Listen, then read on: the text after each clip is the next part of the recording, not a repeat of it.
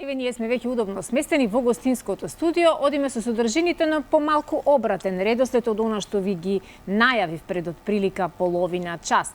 Во пресрет на месецот април, кој сите со нетрпение го очекуваме и веруваме дека во април ќе ни биде времето барем малку поубаво од сега во март, месец кој што е месец за подигање на свеста за аутизмот. Денеска во нашето студио гостинка ни е Лејла Суловска, логопед од Сдруженијето Во мојот свет. Лејла, добро утро и добре ни дојдовте. Добро, ви благодарам на поканата. Да, иако сме средина која прилично знае да ги стигматизира на ваквите состојби, ајде за почеток да дадеме трошка надеж дека и не е се така црно, па дека и постојат здруженија, активисти и луѓе кои што на вистина со широко расширена преградка се секогаш подготвени да излезат во пресрет, да говорат јавно, да поддржуваат и да ги менуваме нештата на подобро. Така. Што е аутизмот пред се?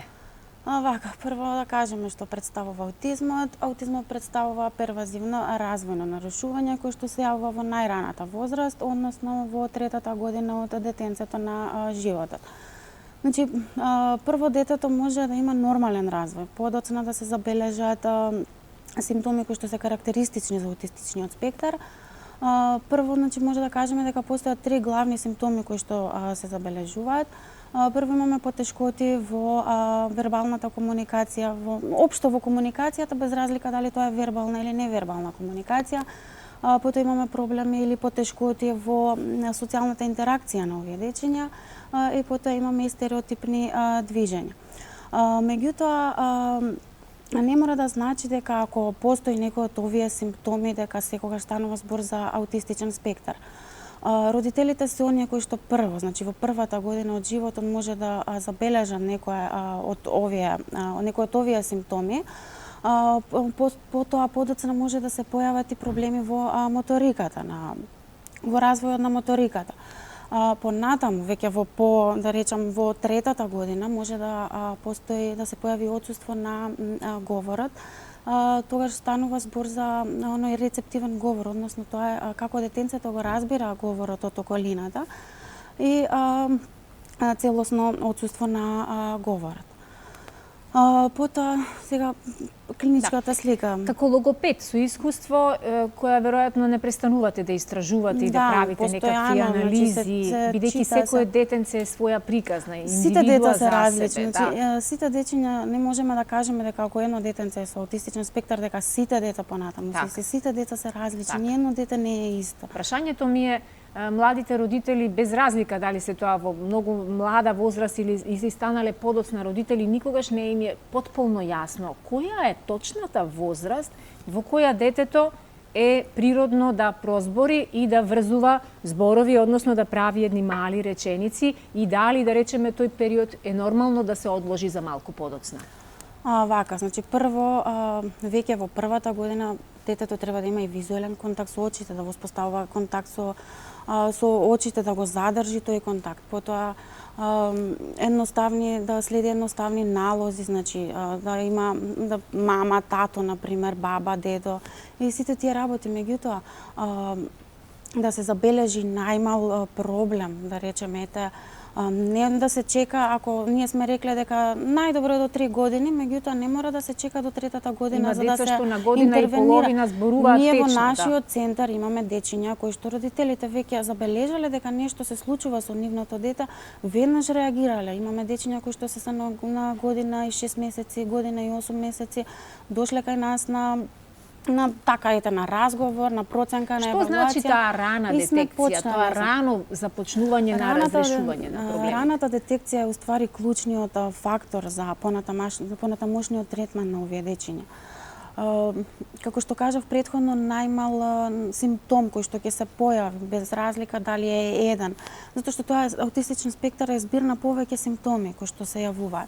Сега, без разлика дали се појавил еден симптом или повеќе симптоми, мора да се реагира. За жал, кај нас се уште свеста не е доволно подигната на населението, за да може, значи, нели, да се информираат, да читаат, да знаат кога да се обратат. Точна како да кажам, граница да дадеме. Ете, најдобро како што кажав претходно, ние имаме дечиња на година и 6 месеци кои што веќе доаѓаат кај нас на третмани, веќе сме почнале, сме детектирале и очекуваме да има подобри резултати. Доколку се почне, значи на таа возраст, се очекува да имаме веќе подобрување, значи 3 до 6 месеци, потоа со интензивна работа со третмани заедно, значи со нашите колеги дефектолози, за година дена можеме да очекуваме забележително подобрување на детенцето. Да, се радувам да е така во секој случај, кај секој да, детенце. Многу е подобро порано да се интервенира, значи порано да се побара помош, порано да се детектира дали да речеме дека постои некој проблем, некои потешкоти кај детенцето, за да можеме навреме да реагираме и ние како стручни лица. Да се подобри општата состојба. Инаку тоа е добрата вест, но онаа другата вест која не е така добра е дека аутизмот е доживотна состојба, така? Да, тоа не е болест, значи не е болест која што се лекува, нели.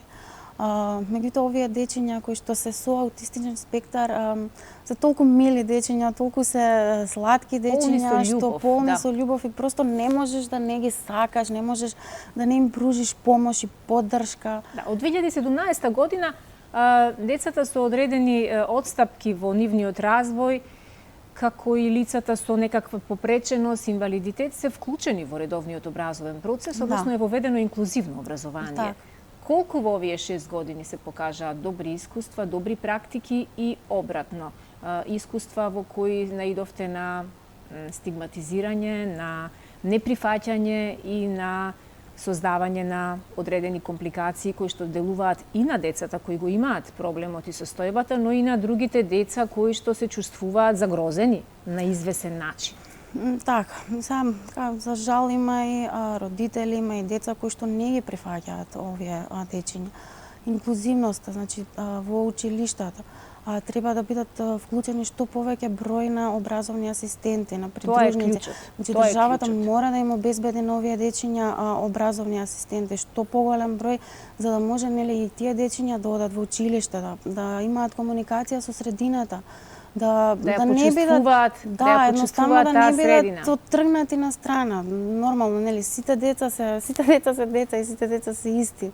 Не треба да правиме разлика и да ги делиме дечињата. Април е месец, како што рековме, за подигање на свеста за аутизмот. Како сте вие подготвени на ден пред овој месец? Вака, ние, нашето здружение за поддршка и третман на лица со аутистичен спектар и атипичен развој во мојот свет е здружение кое постои повеќе од 10 години. Значи, ние повеќе од 10 години го одбележуваме 2 април, односно Светскиот ден на лицата со аутистичен спектар. Меѓутоа, не само 2 април, и целиот месец април е посветен на лицата со аутистичен спектар.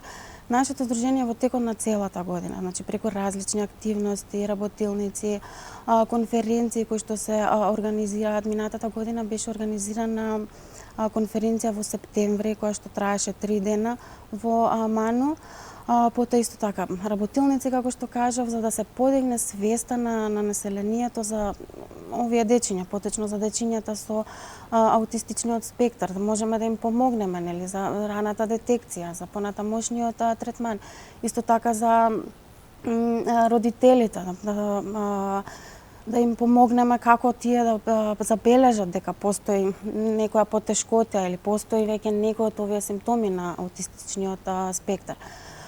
Нашето здружение, како што кажав, организираме работилници, настани без разлика, може тие да бидат во нашето здружение, може да бидат надвор од здружението. Нашето здружение се води под мотото Еден свет за сите. Да. Така и би требало да биде. Дали во вашава досегашна 10 годишна пракса овие работилници, овие настани и сите случувања кои ги организирате пред се да им помогнете на семејствата и на родителите на кои цел живот, односно секој ден им е борба и само тие знаат навистина колку е тешко да поминеш 24 часа кои не завршуваат, повторно доаѓаат и навистина е исклучително тешко е да се живее со детенце кое има аутистичен спектар, одредени одстапки и не знаеш во даден момент како се што може да реагира. Дали на ваквите настани доаѓаат само родителите и семејствата или се вклучуваат и луѓе кои што не се лично засегнати и немаат таков член во семејството? Па да, со што и би требало да Тоа е дојдат, поентата. да се затекнат на настанот. Па тоа е и поентата да се едуцира населението. Да прифатиме, да помогнеме. Да, може не во потесното семејство немаат лица, детенце со аутистичен спектар. Меѓутоа, зошто да не биде едуцирано, зошто да не знае, зошто да не може да помогне на други лица? Зошто, например, ако некој забележи некој симптом кај некој детенце, зошто да не каже, да не се помогне?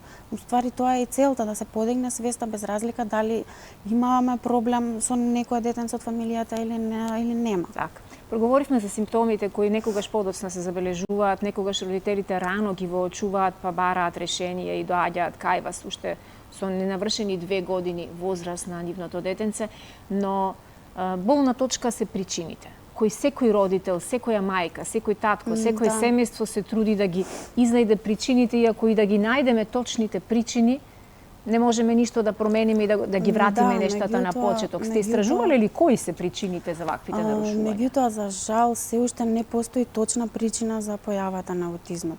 Не можеме да кажеме со сигурност дека тоа и тоа го предизвикува аутизмот. Или дали нешто за време на бременоста на мајката се случило? Најверојатно тоа се склоп на повеќе околности.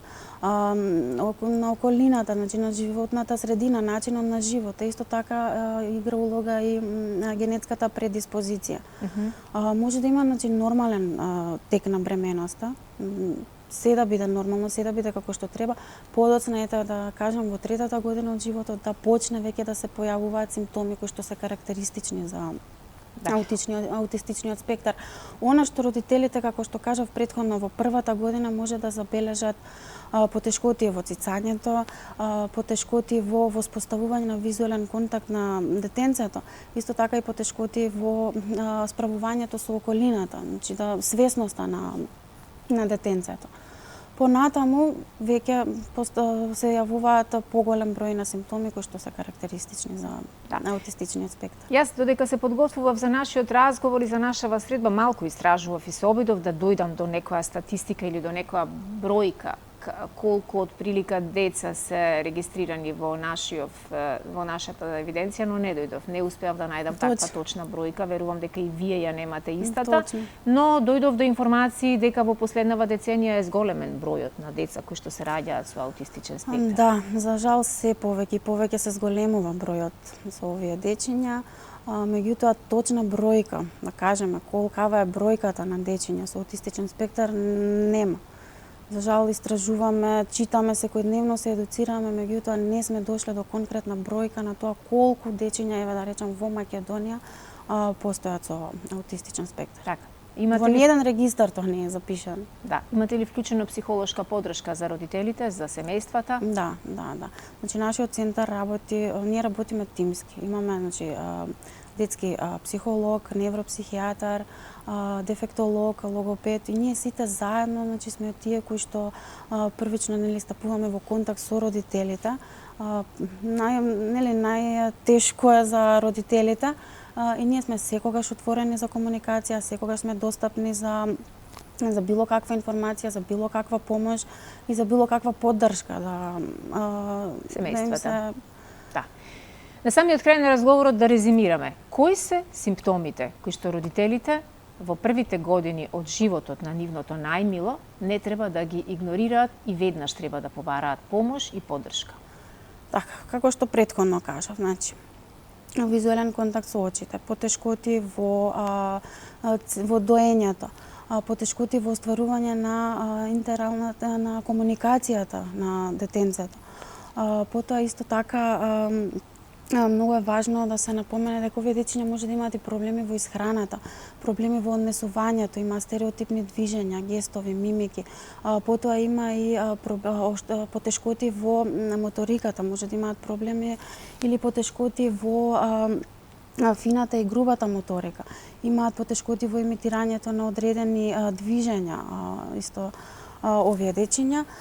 Потоа Исто така може да се напомене дека и важна улога има и колку е зафатена интелигенцијата која овие дечиња. Значи ние овие дечиња може да имаат и надпросечна интелигенција, што веќе станува збор за високо функционален аутизам, уште се нарекува и Аспергеров синдром. Потоа овие дечиња може да имаат и просечна интелигенција и подпросечна интелигенција, каде што овие дечиња ќе имаат потреба од помош од друго лице во текот на целиот живот. Доколку е направена рана детекција, можно ли е еден ден кога тие лица ќе бидат возрастни лица да бидат самостојни лица без ничија помош и поддршка? Да, како што кажам, значи раната детекција е клучна. Доколку што порано се интервенира, што порано се детектира и се започне со третмани, добиваме секогаш подобри резултати. Така. Со работа, со интензивна работа, со нас логопедите, со нашите колеги дефектолозите, понатака и психолозите, веќе кога децата почнуваат да растат, нели, се вклучуваат и психолозите за поддршка и секогаш добиваме подобри резултати доколку навреме се детектира. Так. Лела, ви благодарам многу што ова утро бевте наша гостинка, што проговоривме за аутизмот како состојба која се почесто ни се случува во нашето секојдневие. Ја упатуваме нашата силна поддршка до сите семејства кои се справуваат и имаат член во нивното семејство кој е токму погоден од овој аутистичен спектар, но добрата вест е дека имаме луѓе кои што навистина се залагаат и се вложуваат и сакаат да го направат поубав и нивниот свет, бидејќи во светот каде во кој функционира на нашето здружение еден свет за сите. Еден свет за сите, така. Лила, во некоја следна прилика се гледаме, ние посакувам април да биде вистина месец во кој што ќе се вклучат и многу, но други луѓе кои што не се директно засегнати од аутизмот.